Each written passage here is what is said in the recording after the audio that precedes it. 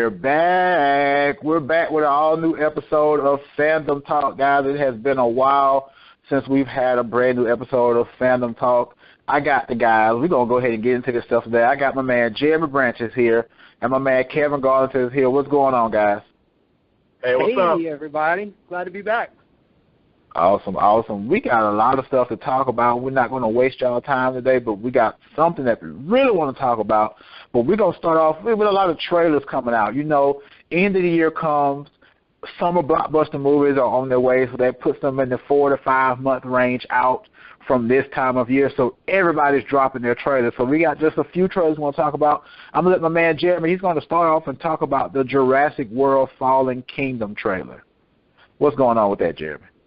So, yeah, this is one that has gotten pretty mixed response out of people. I'm surprised because I thought it was a great trailer. I am one of the people, I'm sure there are tons of people out there, but Jurassic Park, the original film, is like, I don't know, it wavers. It's definitely in my top 3 films of all time. Like, it was such a game changer as far as the special effects and just the way that movies were made in general. So, a lot of sentimental attachment to the first Jurassic Park. And then, you know, Jurassic Park The Lost World is the sequel, obviously, and Jurassic World, which is the reboot, kind of soft reboot that came out a couple years ago, kind of echoes a lot of what we got in the original Jurassic Park film. And by a lot of the imagery and the things that we see in Jurassic World, The Fallen Kingdom, God, that's so complicated, but Jurassic World, The Fallen Kingdom seems to be echoing a lot of what we saw with the sequel to the original Jurassic Park, The Lost World. And for better or worse, you know, I know that that sequel in itself wasn't one that necessarily resonated with everyone in the same way that the original did, but I really enjoyed Jurassic World. So I was excited to go in and check out this trailer. And again, kind of echoing what we saw in The Lost World, there's a lot of new dinosaurs this time around. We go to a park that isn't operational, where animals are just kind of running wild, and we see that Jeff Goldblum's returning to the franchise. So there were a lot of things that I really liked about it. You know, as somebody who is a fan of monster movies and as somebody who, like, was way too into dinosaurs as a kid, like, I don't know if you guys remember Definitely Dinosaurs, and there was a couple, like, Dino Riders. Anyway, that all the toys and stuff. So, you remember those? Yeah, I remember Dino Riders. I remember. Yeah. Oh, man. That's kind of what I thought we were going to be getting in this sequel, is kind of militarized dinosaurs. But it looks like they've went in a different direction, and the plot seems to be whether or not they should bring these animals to mainland and whether or not they have the same, I guess, rights and ethical treatment as a creature that wasn't genetically engineered. So there's a lot that they could do with this film. That said, even if it is just a straight-up monster movie, I'll have fun with it. So I don't know. I mean, what do you guys think about it? Well, I'll tell you, I'm not excited for this film at all. And it's because I kind of feel like the trailer looks like they're going to retread one of the sequels from the original. But I think something you just said kind of sparked an idea in my head. And I remember they talked about, you know, I like the way B.D. Wong's speech went in the latest film that came out, a year and a half, 2 years ago. He was talking about this is not how dinosaurs really look. You said you wanted this, I gave you this. I made them look this way because that's what people want to see. You want bigger, I gave you bigger. You know what I mean? So with the way the film went and they stole the embryos or whatever it was that they took, I think that you may have Chris Pratt and his whole team on one side of the island, and the militarized people would come on the other side. Because what would be the way you would test your dinosaurs? You would take them to fight other dinosaurs, maybe. Sure. So I didn't think about that. There could be something to show them. Now, again, I'm not trying to rewrite these folks' movie. I just remember that in all of the stuff that came out about this, they talked about that. You know, and that was one of the things they talked about. You know, what is he doing as a scientist? Is he making these things? Is him and John Goodman coming up with something? So it still could be part of that. And that's what would bring me back to the franchise and get excited about it. I'm going to go see this regardless because my son loves those movies. So we're there. I'm going to see it, but I wasn't really excited. The trailer didn't do much for me. Yeah, I get it. And that's actually a really good point, Kevin. I heard Jay Bayona, who is the director this time around, He said that what we saw in this trailer is all from the first act of the movie, which is crazy because, I mean, we see so much, like, action and different set pieces, but what we don't see is the Indoraptor. The Indoraptor is this movie's genetically modified monster dinosaur, kind of like the Indominus Rex in previous Jurassic World films. So it would be crazy if on, like, exactly what you said, they drop these militarized dinosaurs into the ecosystem and see the way that, like who's the apex predator or any number of things they could do with that. So that would be really cool, man. Also, I'm kind of hoping that we get to see a scene similar to the Lost World where the dinosaurs get loose on mainland. I mean, even if it doesn't happen until the sequel, I eventually want to see that. So it's going to be fun, man, even if it's not smart like the first one was. I think there's still going to be some fun to be had. But Malcolm, where do you sit on that? Well, me, I won't say I'm not a Jurassic Park fan. Those movies are very terrifying in the 1990s, so therefore they never came across my eyes. So, honestly speaking, I've never watched Jurassic Park. I'm just going to come out and tell the truth. I've never watched Jurassic Park. I've never seen 1, 2, or 3. You know, well, what Jeremy and I slowly found out was you were a scary child. Yeah. There you go. And number 2, you are in movie jail, sir. We need to give you a thorough education of some of this stuff that's out here. Because the first Jurassic Park, like Jeremy said, you know, in his top 3 films, it deserves to be, you know, high up on people's list. You know, it deserves that distinction. Whether it is or not, it does deserve that distinction if you have it there. Phenomenal flick. But man, we gotta sit down and watch some movies, bro. That would be a good review to all sit down after you've seen it, man, just kind of talk about it in retrospective, because at this point we've seen it all in movies, and I'm kind of curious, you know, like going back and revisiting something that at the time was so revolutionary, like we've talked about Matrix and things like that. It's like, I wonder if it would have the same potency as it did back in 1993 when it was released, you know? Yeah, good point. Most definitely. All right. Now, we'll move on. Another trailer we want to run with is Ready Player One. I am so excited for this movie. I want to start with Kevin because, Kevin, if I'm not mistaken, a while ago we talked, you said you were reading the book. Did you finish the book? Yeah, I finished the book. Thoroughly enjoyed it. And if there was a movie that Steven Spielberg was going to come back and do, this is the one you want him to do. I'm going to set up the story for you guys, and if you've seen the trailer, you pretty much get it. They explain it to you. But basically, these people live on the planet, live on Earth, and you plug into the internet, and it's like you're in 100% virtual reality. So you could be a poor, piss poor nobody, but you plug into virtual reality, and you could be rich inside of there. And you have this other life you live or whatever, and there is nothing in pop culture you can't get inside of the internet there. So in every trailer you see, like if you watch the trailer breakdown, they're going to show you new characters. You see the DeLorean in there. I saw Chucky jump across the screen and fight somebody in this one. Like, Chucky. So when you read the books, when you read the book, there's a lot of mentions of 80s pop culture, 80s music, and things of that nature, because one of the central characters loves the 80s, and there's a lot of stuff that's in there. But when you look at the world we're in today, and look at all these dead properties that nobody's doing anything with, and when you say Steven Spielberg wants to take your character or this thing from your movie and put it in a movie, majority of Hollywood is going to say yes. So you got to think that you're going to walk in this film. We've already seen Harley Quinn and Deadshot walking in this thing. You've seen Chucky. You've seen the Bigfoot monster truck. Battletoads are in there. Yeah, Battletoads are in there. The Iron Giant's in there.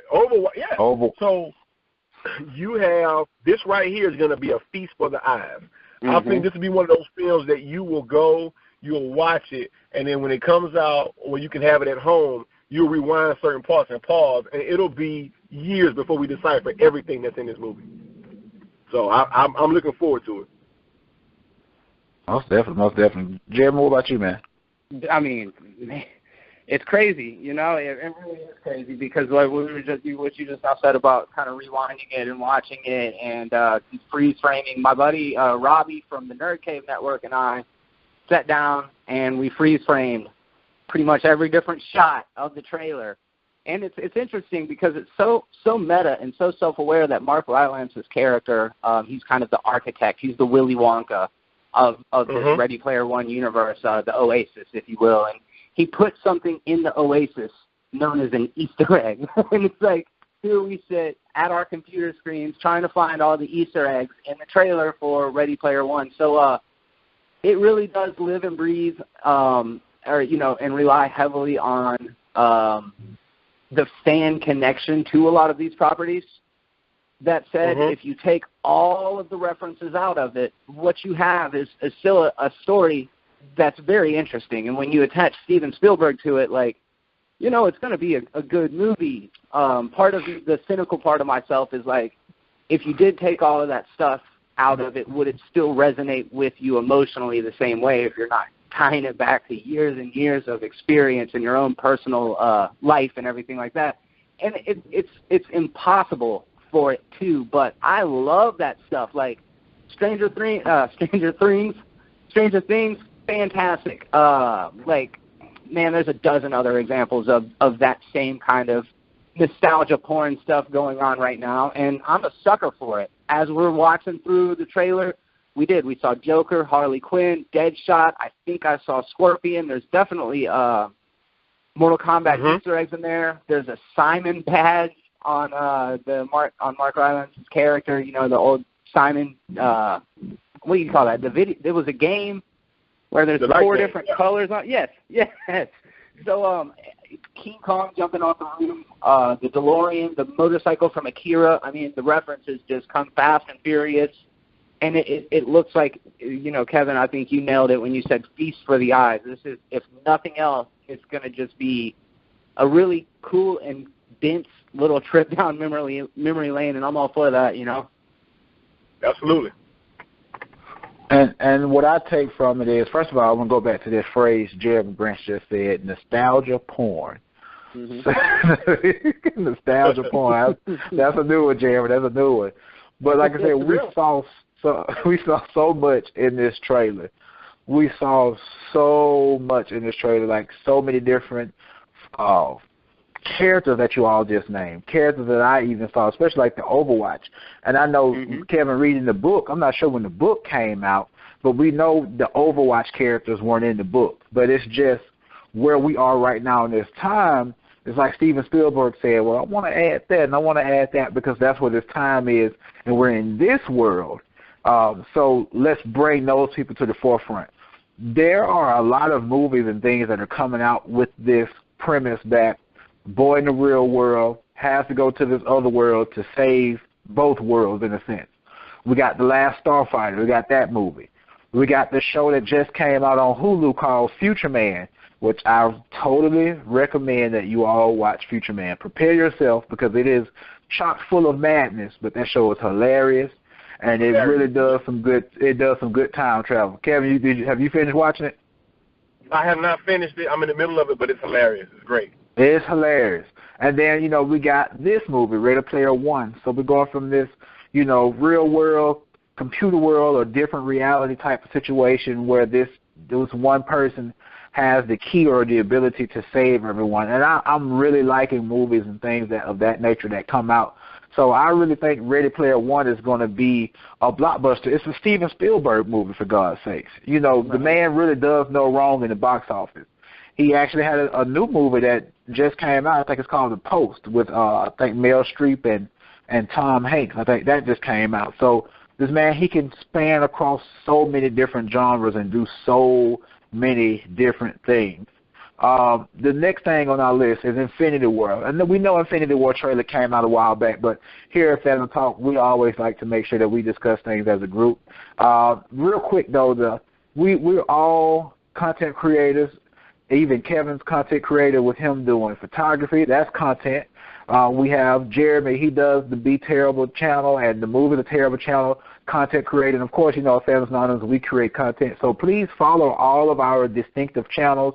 our distinctive pages. We got Kevin over on Instagram at Hubster Photography, or Hubster Pics, I'm sorry, but on Facebook at Hubster Photography.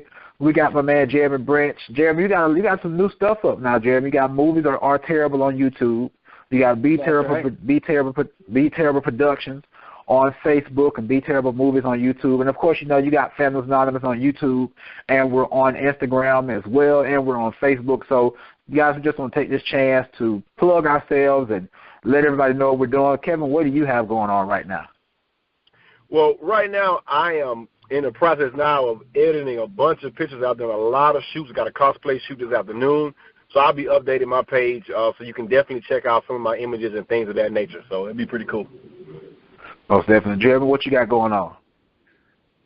Kind of getting back refocused onto the podcasting side of things. I realized, I think last week, that I have not been uploading to iTunes for like months, which sucks. But I don't listen to my own podcast, so somebody had to approach me and was like, hey, you're not on iTunes anymore. So Movies Are Terrible, back up on iTunes. Make sure to head over and check that out. And then, I doing a little bit more freelance videography work. I just now got back from the Pensacola Humane Society, where I'm going to be doing some video content for them, which is awesome. And then set it for next week, I'm going to be interviewing the effects crew from Gremlins Recall, which is a fantastic fan film. It's unauthorized. I got to emphasize that, but I'm excited to be able to talk to the creators and the puppeteers behind the fantastic Gremlins and Mogwais that were redesigned for the new movie, so you guys be on the lookout for that over at Movies Are Terrible on YouTube.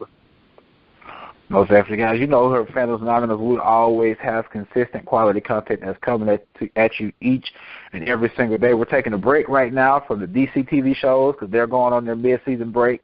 Agents of S.H.I.E.L.D. is back, so we're focusing on that. We're trying to figure out what to do with Runaways, because Runaways, to me, is a show that you really have to pay attention to. It's a lot going on, a lot of character development, a lot of characters. So we're trying to, Runaways is only going to be 10 episodes. So we're trying to figure out how we're going to bring a review of Runaways to you, but that will be coming. Like I said, of course, Agents of S.H.I.E.L.D. is back. Other shows are dipping in and out, but, of course, consistent quality content will always be on the Fandoms Anonymous YouTube channel. Our next thing is Infinity War. So this trailer came out. Everybody lost their minds. This is what we have been waiting on for so long. This movie is 10 years in the making, and it is at the pantheon of all superhero movies for me. I'm so excited for Infinity War. There are so many theories. There's so many things to talk about. There's so much with Infinity War. I just want to give everybody the opportunity to express how they feel about Infinity War for a moment. Kevin, what about you? You said it. This is what we've been waiting on. This is everybody coming together and having to put aside their differences, or in some cases step up to the plate to deal with Thanos in the Black Order. I won't go into any theories about what we think is going to happen, where the stones are, and this, and that, who's going to die, because that's probably enough content for a series of videos. I will say this, though.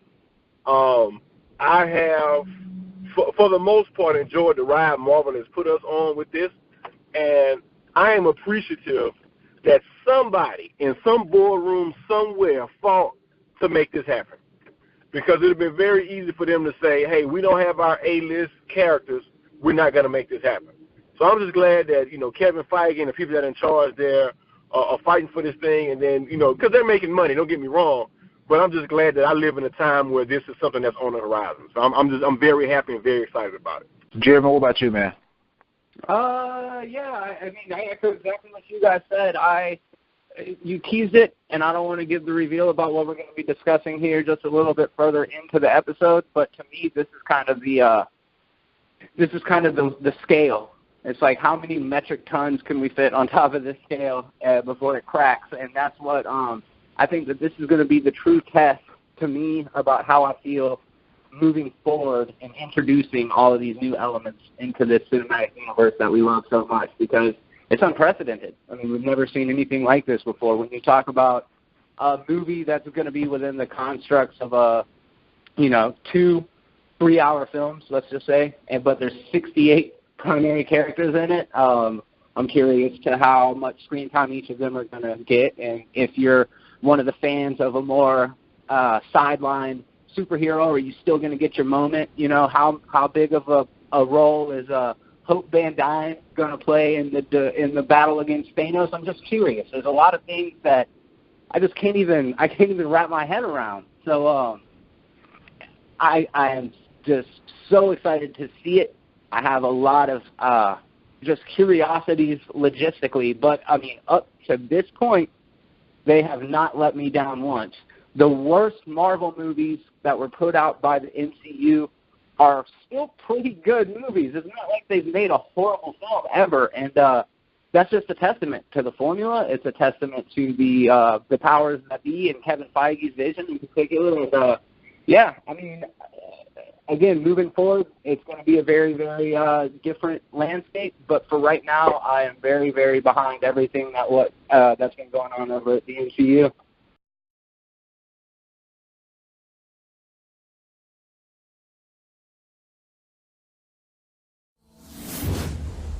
Fandoms Anonymous.